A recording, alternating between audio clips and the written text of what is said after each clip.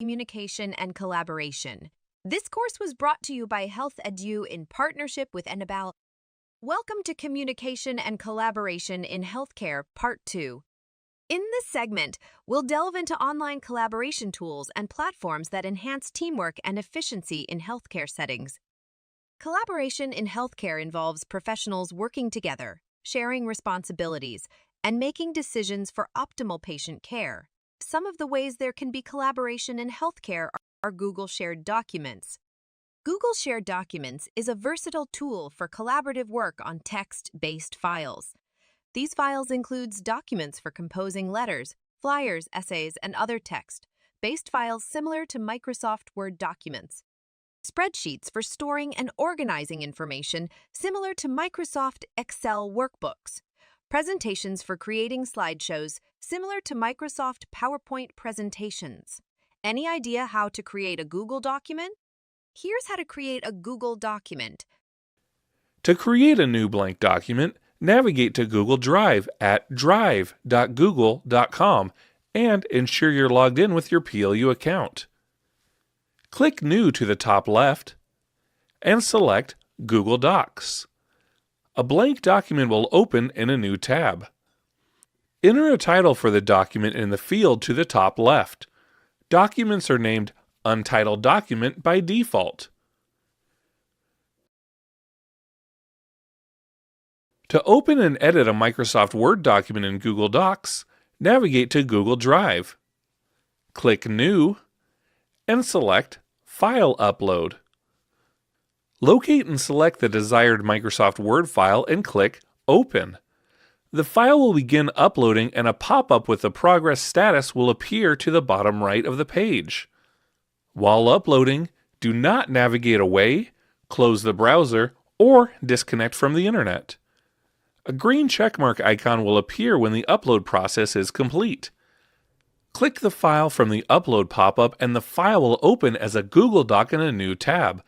The name of the file will be appended with .docx. What about Google Forms? Google Forms is a powerful tool for collecting information, feedback, and more. Google Forms creates surveys, quizzes, and feedback forms. Any idea about how to create Google Forms? Let's create a Google form together for efficient data collection. Logging on your Google account. I'm already logged in. Okay, now we want to choose Google Apps. Right here, this is where you will find the Google survey. So, you are gonna click on, and I would go down to more, once it comes up, and there you find Google Forms. Alright, click on Google Form. So first thing you want to do, make it title your form. It may be demographics, and you could add a description if you want. You type that in and then you could type a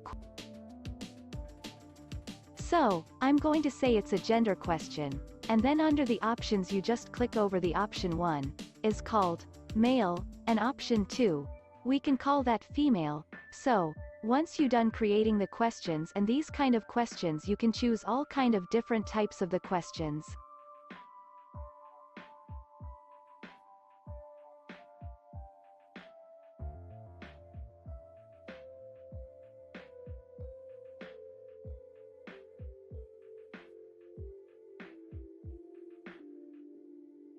Simply going to go here and then, you are going to add a questions. If you wanted to change the response, type you simply, go to the pull down arrow, and it gives you variety of different responses from short answer to drop down, to check boxes, so you can choose what type of response you want. In addition to the, once you are all done with your survey, I will show you how to send it out quickly. If you want to send it out via email, you just click on the send button up here, and you can enter email addresses and then send an email out to individuals ask them to take it. You can also choose to send out a link. Then copy the link and have access to the survey and then they can complete the survey.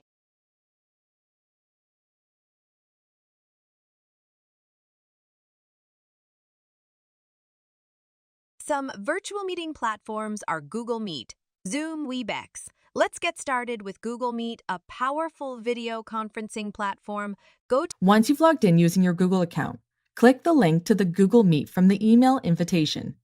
If it was a Google Calendar invite, click the event to see more information. Then, click the Join with Google Meet button.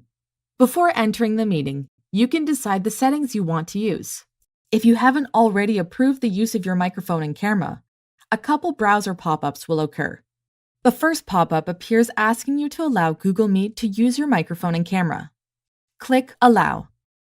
Another pop-up appears, asking you to allow notifications. Click Allow. You can choose to join the meeting with your microphone and camera on or off by clicking their icons.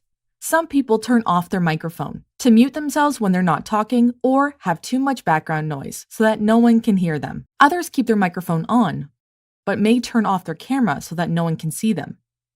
You can make changes to these choices inside the video call too. Click Ask to Join. The meeting will open and you can carry out your video call. You'll notice your video tile, as well as the video tiles of the people you are video chatting with on your screen.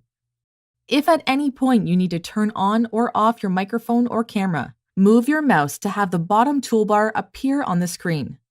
There, you can click on or off the icons for the microphone and camera. If you need to send a written message, click the message icon located at the top right of your screen. You can type your message in the field, then click the right arrow button to have it sent to anyone in your video chat. Click the X to close out of it. Looking at the bottom toolbar, click the three dots icon. A pop-up menu appears showing more features. Click Settings. Within Settings, you can make changes to your audio and video to make sure you have the correct equipment selected. Within audio, you can test your speakers to make sure they are working properly. The settings are helpful if you find yourself unable to hear who you're talking to, or they say they can't hear or see you. Click the X to close out of it. When you're done with your video call, click the Leave Call icon. For the Zoom meeting, with opening a Zoom account, since you need one in order to host. The first thing you should do is go to zoom.us. From their main page, click one of the orange buttons that says, Sign up, it's free. You'll be asked for your date of birth to make sure you're 16 or older, a requirement unless you're signing up through your school. Click Continue. Once you enter your email address, click the blue button. You can also sign up directly through single sign-on, your Google account, or your Facebook account. You'll see a message that your activation email has been sent. If you use Gmail or Outlook, you can click one of the large buttons to go directly to their sign-on page. In this case, Gmail is already open in another tab. Find the activation email from Zoom. Then click the orange button which says Activate Account. This will bring you to the sign-up page. Enter your first and last name and choose a strong password. Once you enter your password twice, remember to write it down in a safe place. Then click Continue. You'll be asked if you want to invite a friend to try out Zoom. For now, let's skip this step. Oftentimes, you'll want to schedule a meeting rather than starting it immediately. Click the white button which says Go to My Account. As you scroll down, you'll see your profile information. You can add things like a profile pic, which others will see when your video is turned off. In the left-hand toolbar, under Personal, click Meetings. Then click the button that says Schedule a Meeting on the right-hand side. Here you can choose the topic, date, and time of your meeting. If there will be 3 or more participants, then the meeting length is limited to 40 minutes under the free basic plan. The time zone should reflect the one that you are currently in. Zoom will adjust this for participants in other time zones. You can generate a new meeting ID each time, or select your personal meeting ID. Your unique personal ID is connected to your account.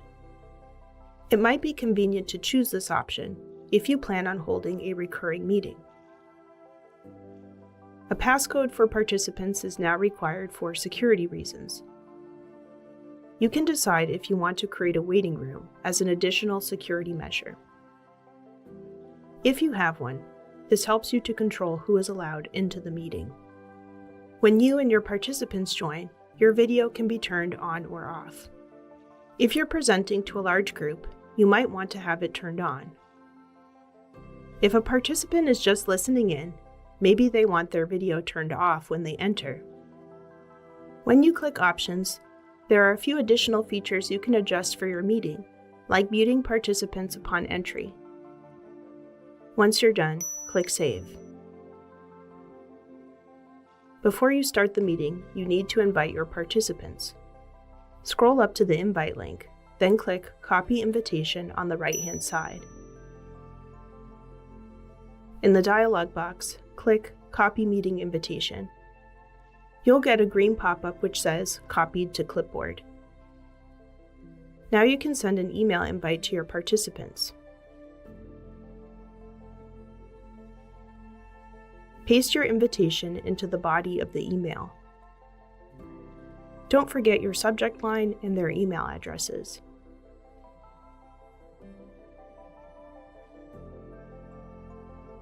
In this example, it's a one-on-one meeting.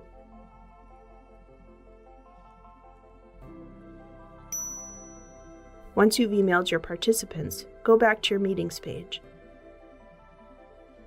Close out of the dialog box. Once you're ready to start this meeting, click the blue button on the right. And for the Webex, Head over to your WebEx site and log in. Once your homepage loads, you can start a meeting from here, or schedule your meeting by clicking on Schedule. Once you've set a meeting and clicked on Start, you'll be brought to a preview screen to prepare yourself before starting. Here, you can set and test your audio and video settings, as well as change your background. You can also opt to start your meeting muted and with your video off by clicking on Mute and Stop Video respectively. You can choose to unmute and restart your video feed at any time during your meeting by clicking on the same buttons. You can also change your background by clicking on Change Background at the top right and selecting or uploading a background. Once your preparations are complete, click on Join Meeting to start. Once the meeting interface loads up and people join in, you can proceed with your meeting. A few additional buttons will appear at the bottom of the screen. You can see a list of participants by clicking on Participants and manage them from the tab that pops up. To send them a private message, mouse over their username and click on the chat icon. You can opt to record the meeting at any point by clicking on Record. A red icon will appear in the top right on everyone's screen to let them know that the meeting is being recorded. At the end of the meeting, you can find it in the Recording section under My Recorded Meetings. For more features like polling, click on the triple dotted icon to find an extended list. Clicking on Share will open a tab and allow you to share your screen or display any of your running programs by selecting them. Once you're in sharing mode, the controls will shift to the top of the screen and you'll see a few additional options.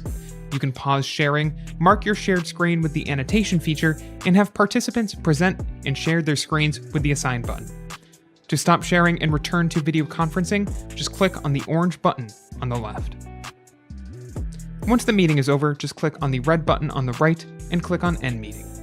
imagine leading a healthcare project with team members in different locations. Let's use these tools to enhance collaboration. And there you have it, the combination of our two-part journey into communication and collaboration in healthcare.